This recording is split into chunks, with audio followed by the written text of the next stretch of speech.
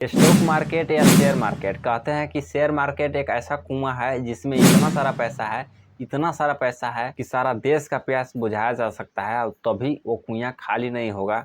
इतना सारा पैसा है। पहले तो आप ये समझ लो कि शेयर मार्केट और स्टॉक मार्केट या फिर इक्विटी मार्केट, ये तीनों का मतलब सेम होता है, खास डिफरेंस इसमें नहीं है। तो आपको कंफ्यूज नहीं होना है इसमें कि शेयर मार्केट क्या है, स्टॉक मार्केट क्या है या फिर इक्विटी मार्केट क्या है। यदि आप शेयर मार्केट का एबीसीडी नहीं जानते हो कि कैसे ये काम करता है, यदि आप बच्चा भी हो तो भी आप इसको समझ जाओगे कि शेयर मार्केट क्या होता है और ये कैसे काम करता है, इसमें कैसे कंपनियां आती हैं और इसमें कैसे आप इन्वेस्ट करते हो, कैसे इसमें आप प्रॉफिट कमा सकते हो। शेयर मार्केट के बारे में मैं आपको संपूर्ण ज्ञान देने वाला हूँ। यदि आप बच्चा भी हो और इस वीडियो को लास्ट तक देख लेते हो बिना मिस किए, तो आपको शेयर मार्केट का पूरा फंडामेंटल समझ में आ जाएगा। ये मेरा वादा है आपसे। बिना देरी की चलिए वीडियो को स्टार्ट करते हैं। आपको करना यह है कि ज़्यादा से ज़्यादा वीडियो को लाइक करना है, चैनल को सब्सक्राइब कर लेना है और नीचे कमेंट में जो भी डाउट रह जाए तो पूछना है बेझिझक होकर। चलिए बिना देरी किए वीडियो को शुरू करते हैं। आखिर ये शेयर मार्केट है क्या, इतना ज्यादा वैल्यू क्यों दे रहे हैं, इतना ज्यादा ट्रेंडिंग में क्यों चल रहा है, शेयर मार्केट में क्या सच में इतना सारा पैसा है कि सारा देश का प्यास बुझाया जा सके। तो गाइस, शेयर मार्केट या स्टॉक मार्केट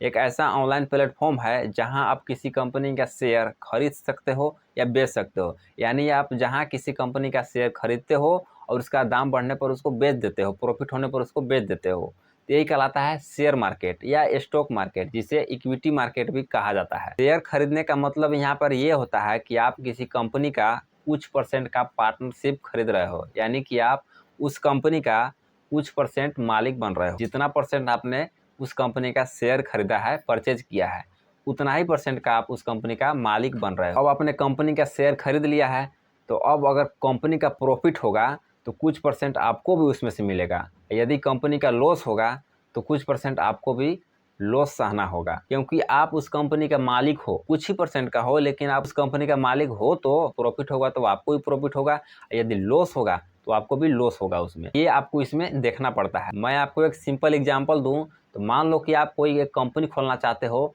और आपको पास 20,000 पैसा है, लेकिन वो काफ़ी नहीं है कंपनी खोलने के लिए, आपका स्टार्टअप चालू करने के लिए।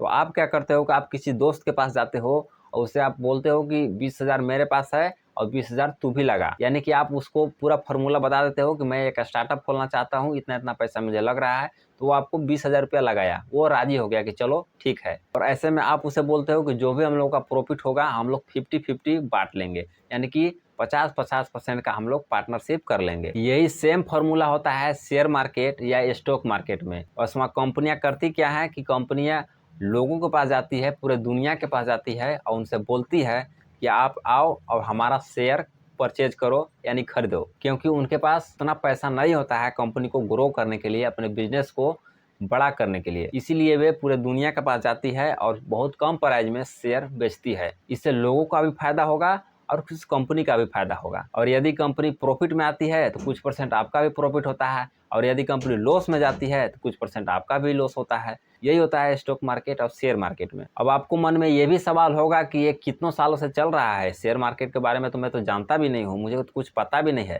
तो मैं आपको बता दूं कि लगभग ये 400 सालों से शेयर मार्केट का शुरुआत हुआ है, जो कि यूएस में हुआ था, अमेरिका में, जो कि नाव पर कुछ सामान लाने और ले जाने को लेकर हुआ था। लेकिन अब इसको डिजिटल ऑनलाइन कर लिया, सरकार ने इसको अपने हैंडल में ले लिया। और मैं आपको बता दूं कि कोई भी कंपनी आपको 50% तक ही आपको शेयर देती है, उससे ज़्यादा शेयर नहीं देती है, और उसे छोटे छोटे हिस्सों में बांट कर उसे बेचती है ताकि सभी लोग खरीद सकें। अब आप बोलोगे कि इसमें इन्वेस्ट कैसे किया जाता है, कैसे इसमें पैसा लगाया जाता है, इसमें कैसे पैसा कमाया जाता है। तो आप इसमें दो तरीका से पैसा लगा सकते हो। पहला होता है डायरेक्ट और दूसरा होता है इनडायरेक्ट। डायरेक्ट तरीका से आप शेयर मार्केट में डायरेक्ट पैसा लगा सकते हो, ट्रेडिंग कर सकते हो। और इनडायरेक्ट में होता है कि आप म्यूचुअल फंड में पैसा लगा सकते हो, एसआईपी कर सकते हो या लमसम कर सकते हो लंबे समय के लिए। लेकिन आप डायरेक्ट में क्या करते हो कि आप खुद पैसा लगाते हो और उसमें आप खुद ट्रेडिंग करते हो। लेकिन इनडायरेक्ट में आपका कोई ब्रोकर होता है, आप पैसा लगा देते हो, आपको उसमें काम नहीं करना पड़ता है, आप म्यूचुअल फंड में पैसा डाल देते हो, एसआईपी कर देते हो लंबे समय के लिए। लेकिन आपको इसमें लॉन्ग टर्म के लिए किया जाता है, तो भी आप इसमें प्रॉफिट कमा सकते हो। इसलिए बहुत सारे लोग म्यूचुअल फंड, एसआईपी करते हैं। आपने एसआईपी का भी नाम सुना होगा, लमसम का भी नाम सुना होगा। मैं किसी अगले वीडियो में म्यूचुअल फंड के बारे में आपको मैं बताऊंगा। तो शेयर मार्केट दो टाइप का होता है, एक डायरेक्ट, एक इनडायरेक्ट। डायरेक्ट में ट्रेडिंग आता है, शेयर मार्केट आता है जिसमें आप खुद पैसा लगाते हो और खुद ट्रेडिंग करते हो। लेकिन इनडायरेक्ट में म्यूचुअल फंड आता है जिसमें एसआईपी और लमसम होता है, उसमें आप इनडायरेक्ट रूप से पैसा लगाते हो, जो कि आप खुद पैसा नहीं लगाते हो, खुद ट्रेडिंग नहीं करते हो, आप दूसरे किसी को देते हो एक्सपर्ट को और वो पैसा लगाता है कंपनी में। तो इस तरीके से आपको प्रॉफिट होता है, वो आपको प्रॉफिट कमा कर देता है, जैसे कि एजेंट समझ सकते हो आप लोग। तो एजेंट की तरह आपको काम करता है, उसको पूरा नॉलेज रहता है कंपनी के बारे में और पूरा मार्केटिंग के बारे में।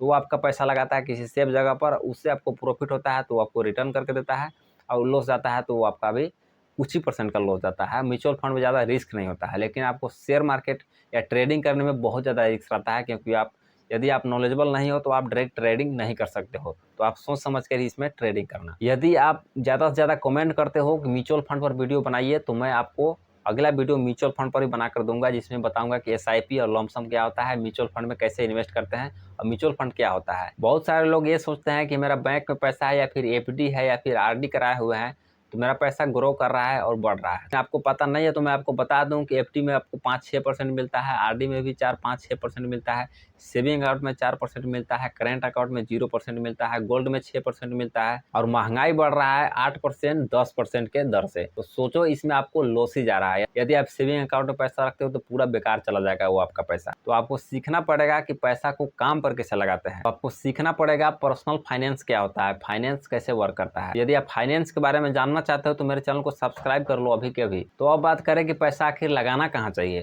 तो गाइस, आप पैसा लगा सकते हो म्यूचुअल फंड या शेयर मार्केट या स्टॉक मार्केट में, जिसमें आपको 15% से 20%, उससे ऊपर भी आपको प्रॉफिट मिलता है। इंडिया में लोग शेयर मार्केट में केवल 4% ही लोग इन्वेस्ट करते हैं, जबकि यही परसेंट यूएस में लगभग 55% शेयर मार्केट या स्टॉक मार्केट में इन्वेस्ट करते हैं। इसका कारण यह है कि सही से नॉलेज नहीं है शेयर मार्केट के बारे में लोगों को। आप वॉरेन बुफेट को जानते होंगे, जो कि दुनिया का सबसे छठा व्यक्ति हैं, जो केवल शेयर मार्केट और स्टॉक मार्केट से पैसा कमाए हैं 11,600 कुछ बिलियन डॉलर, जो कि दुनिया के सबसे बड़े छठे व्यक्ति हैं वॉरेन बुफेट। वो समझो शेयर मार्केट का दाता है, वो इतना टैलेंटेड व्यक्ति हैं। इसके अलावा इंडिया में राकेश झुनझुनवाला भी वॉरेन बुफेट के नाम से जाना जाता है, रामदेव अग्रवाल, विजय कादिया, इन सारे लोगों ने शेयर मार्केट से बहुत सारा करोड़ों अरबों रुपया छापा है। ये होता है पावर शेयर मार्केट या स्टॉक मार्केट का। अब आपको ये भी कंफ्यूजन हो रहा होगा कि शेयर मार्केट के पास आखिर इतना पैसा आता कहाँ से है। तो इसका उत्तर तो मैं आपको पहले ही दे दिया था कि किस तरह कंपनी लोगों के पास आती है और लोगों से शेयर खरीद कर कंपनी ग्रो करती है।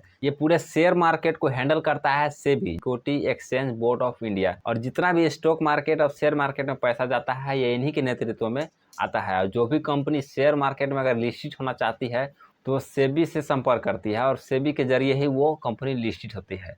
अब समझो एनएसई और बीएसई क्या होता है। ये दोनों ये मार्केट है जिसमें कंपनियां लिस्टेड होती हैं। तो कंपनियां के लिस्टेड होने के लिए इन्हें ये दो मार्केट में जाना होता है, जो कि एक होता है एनएसई और एक होता है बीएसई। इन्हीं दो मार्केट के पास कोई भी नई कंपनियां, कोई भी प्राइवेट कंपनियां जाती हैं और वो शेयर मार्केट में लिस्टेड होती हैं सेबी के द्वारा। अब मान लो कोई कंपनी शेयर मार्केट में लिस्टेड होना चाहती है तो उसको या तो एनएसई के पास जाना होगा या तो बीएसई के पास जाना होगा। एनएसई यानी कि नेशनल स्टॉक एक्सचेंज और बीएसई यानी कि बॉम्बे स्टॉक एक्सचेंज। इन दोनों के पास जाकर वो लिस्टेड हो सकती है। जैसे मान लो कि कोई प्राइवेट कंपनी है, वो शेयर मार्केट में लिस्टेड होना चाहती है, वो अपने शेयर को बेचना चाहती है लोगों के बीच, बैंक से लोन नहीं मिल रहा है, तो वो क्या करेगा कि वो बॉम्बे एक्सचेंज या फिर नेशनल सिक्योरिटी एक्सचेंज के पास जाएगा और वहाँ जाके शेयर मार्केट में लिस्टेड होगा, जिसके जरिए वो लोगों के बीच शेयर को बेच सकता है और कंपनी को उस पैसे से ग्रो कर सकता है। अब जब ये प्राइवेट लिमिटेड है, ये जब शेयर मार्केट में लिस्टेड होता है एनएसई में या फिर बीएसई में, तो ये हो जाता है पब्लिक लिमिटेड, जो कि पब्लिक के बीच में काम करता है। अब पब्लिक के बीच का अधिकार हो जाता है, जितने लोगों का उसमें शेयर रहेगा उतने लोग उस कंपनी का मालिक रहेंगे। और जब कोई कंपनी बाजार में आ जाती है लिस्टेड होकर तो उसे बोलते हैं आईपीओ, यानी कि जब कोई कंपनी एनएसई बीएसई में रजिस्टर होती है तो उसे बोलते हैं कि कंपनी आईपीओ ला रहा है, यानी कि अब उसका शेयर बिकेगा मार्केट में, बाजार में, अब उसको लोग खरीद सकते हैं। यानी कि वो कंपनी प्राइवेट था, अब वो पब्लिक होने जा रहा है, तो इसी को बोलते हैं कि लोग आईपीओ ला रहे हैं, जिसे बोलते हैं इनिशियल पब्लिक ऑफरिंग। अब आपने सुना होगा निफ्टी और सेंसेक्स, तो निफ्टी 50 टॉप कंपनियों को मिलाकर बोलते हैं निफ्टी 50, और जो 30 कंपनियां टॉप होती है उसको बोलते हैं सेंसेक्स। सेंसेक्स में 30 कंपनियां होती हैं और निफ्टी 50 में 50 टॉप कंपनियां होती हैं। ये 50 कंपनियों के माध्यम से निर्धारित किया जाता है शेयर मार्केट कि ये ग्रो कर रही है, इसका शेयर डाउन चल रहा है कि अभी हाई चल रहा है। टॉप 30 कंपनियां हैं, उसमें महंगा कंपनी आती हैं, जैसे रिलायंस, बिरला, टाटा, ये सब सारे आते हैं। छोटे छोटे कंपनियां हैं उसके निफ्टी 50 में आते हैं, जो कि टॉप 50 कंपनियों को छोड़कर नीचे आते हैं। यदि आप शेयर मार्केट या स्टॉक मार्केट में इन्वेस्ट करना चाहते हो तो आपको पास 2 अकाउंट होना चाहिए, एक सेविंग अकाउंट और एक डीमेट अकाउंट। सेविंग अकाउंट वो होता है कि सेविंग अकाउंट से आप डीमेट अकाउंट में पैसा डालोगे और डीमेट अकाउंट से आप शेयर मार्केट में पैसा लगाओगे। तो जब भी आपका प्रॉफिट होगा तो आपका प्रॉफिट आएगा डीमेट अकाउंट में, और उसके बाद आप डीमेट अकाउंट में से अपना प्रॉफिट को ट्रांसफर कर सकते हो सेविंग अकाउंट में। ये अकाउंट आप कोई भी ऐप पर खोल सकते हो, जैसे जीरोधा हो गया, ग्रो हो गया, एंजल वन हो गया या फिर अपस्टॉक्स हो गया। ये सारे कंपनी आपको अच्छा सुविधा देती हैं, आप इन पर अकाउंट खुलवा सकते हो और डीमेट अकाउंट खुलवाकर आप ट्रेड कर सकते हो, आप इसमें इन्वेस्टमेंट शुरू कर सकते हो। यदि आपका कोई भी डाउट रह गया होगा तो नीचे कमेंट सेक्शन में लिखना मत भूलिएगा। यदि आप जानना चाहते हो कि पैसे को कैसे इन्वेस्ट करते हैं तो मेरे चैनल पर बने रहिए और चैनल को अभी सब्सक्राइब कर लीजिए। आई होप कि शेयर मार्केट के बारे में आपका पूरा डाउट क्लियर हो गया होगा। यदि आप कमेंट करते हो तो मैं अगला वीडियो आपको म्यूचुअल फंड के बारे में बताऊंगा, जिसमें कि एसआईपी लमसम क्या होता है, इसमें कैसे इन्वेस्ट करते हैं। जितना ज़्यादा आप लोग वीडियो को लाइक कीजिएगा, कमेंट कीजिएगा, उतना जल्दी वीडियो आएगा। तो चलिए मिलते हैं किसी अगले वीडियो में, तब तक के लिए जय हिंद।